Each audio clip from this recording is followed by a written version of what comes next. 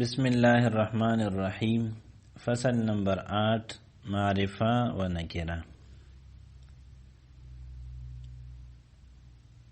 د اسم د پیژنګلو د پاره یو طریقه دا هم دا چې مونږه معرفه او نکره او پیژنو. ځکه معرفه او نکره دا دواړه قسمونه د اسم دي. نو کله چې مونږه د معرفي اقسام پیژنو نکره او پیژنو نو د اسم پیژنګلو په دې سره اسانیږي. او کم علامات د اسم چې مصنف رحمت الله علیه ذکر کړي دي نو په هغه علاماتو کې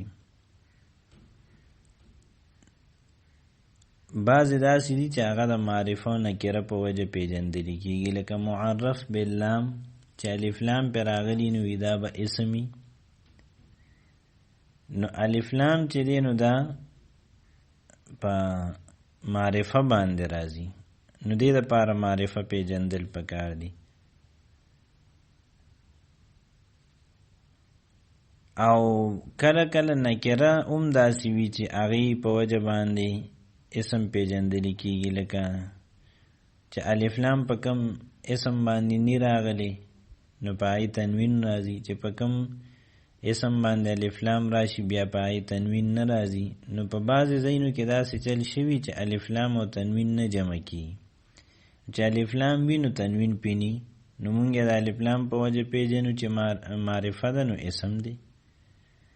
او کله په تنوین راغلی نو د تنوین په وجه باندې اگر چې هر تنوین والا اسم دا نکره نی، خو بعضې ځای کې د الف لام د نه راتلو په وجه تنوین راشي، نو هلته کې مونږ پیژندلی شو چې دا نکره ده، دا اسم دی. لکه رجل، نو رجل چې نکره نو رجلون ویلی کېږي، د تنوین په وجه مونږ پیژنو چې اسم دی. کو معرفه شي نو الرجلو ویلی کېږي، نو تنوین پې اوس نشته، خو الف لام پې راغی، په دې وجه مونږ پیژنو چې دا اسم دی. او په معرفه او نکره کې بعضې څیزونه داسې دي چې د هغې په وجه باندې مونږ ته د اسم اضافي پہچان حاصلېږي. هغه داسې چې د علامات د اسم چې دي نو هغه پوره نه دي. مصنف رحمت الله علیه چې ذکر کړي دي نو د تمامو اسماو پہچان په هغې علاماتو نه کېږي. څه علامات داسې دي چې د هغې دپاره د تفصیل ضرورت دی، نو هغه په داسې قسمه معرفه و نکره و واحد تثنیه و جمع په دې قسمه فصلونو کې هغه پیژندلی شي. نو اوس فرمایي مصنف رحمه الله چې اسم کی به اعتبار عموم خصوص کی دو قسمیں ہیں، معرفه نکره. د عموم او د خصوص په اعتبار سره د اسم دو قسمونه دي، یو معرفه ده او بل نکره. عموم مطلب د عام کېدل او د خصوص مطلب د خاص کېدل. معرفہ وہ اسم ہے جو خاص چیز کے لیے بنایا گیا ہو، اس کی 7 قسمیں ہیں. معرفہ کا اسم دی چې د خاص چیز د پاره جوړ شوی دا په اوه قسمه ده. معرفہ دا په اوه قسمه ده. نمبر 1 ضمیر، وہ اسم ہے جو کسی نام کی جگہ بولا جائے.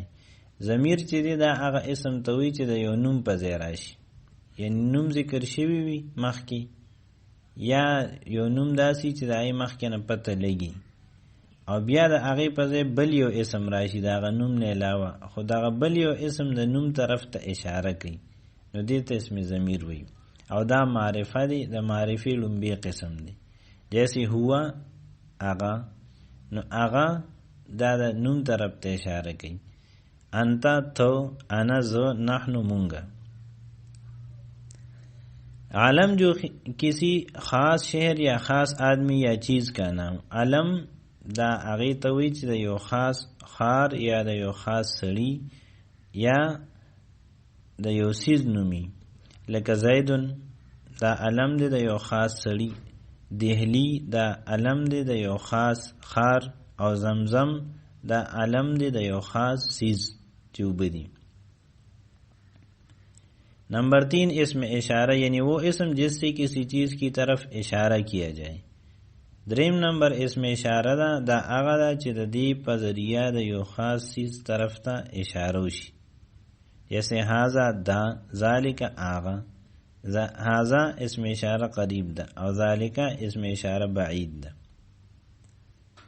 اسم موصول یعنی وہ اسم جو صلہ کے ساتھ مل کر جملہ کا جز بن سکے. اسم موصول دا هغه اسم دی چې د صلې سره یوځای شي او د جملې جز جوړ شي.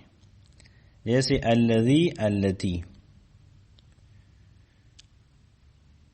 او معرف باللام پنځم نمبر قسم د معرفی چې دی دا معرف باللام دی،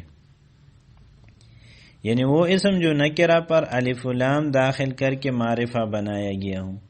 په نکره باندې دی الف لام داخل کو او د دې نه دی معرفه جوړ کو، نو په دې صورت کې دیتا معرف باللام وی، یعنی هغه اسم چې د الف لام په وجه معرفه جوړ شوی. جیسے الرجل، په دې ځای کې اوس په دې تنوین ناراضی، مخکې رجلونو او چې الف لام په داخل شو اس په تنوین ناراضی.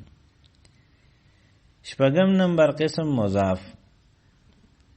دا تیر چې کم پنځه قسمونه دي نو په دې کې یو طرف ته مضاف شي او اسم نکره دی، لیکن د ضمیر طرف ته مضاف شو، د علم طرف ته مضاف شو، اسم اشاره، اسم موصول یا معرف باللام ته مضاف شو. نو معرفی ته د اضافت او نسبت په وجه باندې نکره معرفه کیږي. وہ اسم جو ان پانچوں قسموں میں سے کسی ایک کی طرف مضاف ہو.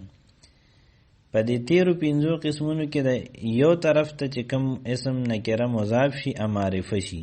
مثال بالترتیب یہ ہیں، ترتیب سره مثالونه داسې دی: غلامه د هغه غلام، فرسوکا ستا غلام، کتابی زما کتاب. دا مثال د اسم ضمیر دی، یعنی دلته نکره اسم ضمیر ته مضاف، د غلام مضاف، هو مضاف الیه، فرس مضاف، کا مضاف الیه، کتابی کی کتاب مضاف یا مضاف الیہ. غلام زیدن ساکن الدہلی ماء زمزمہ. دا مثال د اسم ضمیر دی چې په دې ځای کې غلام ساکن او ما د دې اضافت شوی دی زید، دهلی او زمزم ته، او دا عالم دی. کتاب و هذا فرس و ذالکا دا مثال د اسم اشاره دی، یعنی د نکری اضافت دلته کې اسم اشاره ته شوی دی. او غلام الذی عندک په دې ځای کې د غلام نکری اضافت اسم موصول ته شوی دی چې الذی دی. او بنت التی ذهبت په دې کې د بنتو اضافت اسم موصول ته شوی دی. او قلم الرجل په دې کې د قلم اضافت معرف باللام ته شوی دی. نو په دې وجه دا نکره دا معرفه ګرځي چې په دې پنځو کې یو ته اضافت شي. او اوم نمبر معرفه بندا دی. معرفہ بندا مطلب سدی یعنی وہ اسم جو پکارنے کی وجہ سے معرفہ بن جائے، د आवाज په وجه چې معرفه جوړ شي. جیسے یا رجلو، یو سړی دی مخامخ او څوک ورته आवाज کی یا رجلو اے سړیه، نو د دې आवाज د وجه نه دغه سړی خاص شو د باقی کسانو نه، نو دې ته معرفه بندا وي، یعنی هغه اسم نکره چې د ندا او د आवाज کولو په وجه هغه معرفه ګرځیدلی. اسم یا حرف ندا اور رجلون منادا ہے. پدې کې یا حرف ندا دی او رجل چې دی ته منادا وي. منادا هغه چاته وي چې आवाज وته شي. نکره وہ اسم ہے، نکره هغه اسم دی جو غیر معین یعنی عام چیز کے لیے بنایا گیا ہو. نکره هغه اسم دی چې د عام چیز د پاره جوړ شوی. جیسے فرس ان کے کسی خاص گھوڑے کا نام نہیں. فرس د یو خاص اس نوم نه دی بلکہ عام است فرس ہوئی، بلکہ ہر گھوڑے کو عربی میں فرس کہتے ہیں. اور جب فرس و زیدین یا فرس و حاضا کہہ دیا، اور کله چې د فرس و زیدین ہوئی د زید اس یا فرس و حاضا د اس، تو خاص ہو کر معرفہ بن گیا. نو په دې صورت کې هغه خاص شو او معرفه جوړه شو.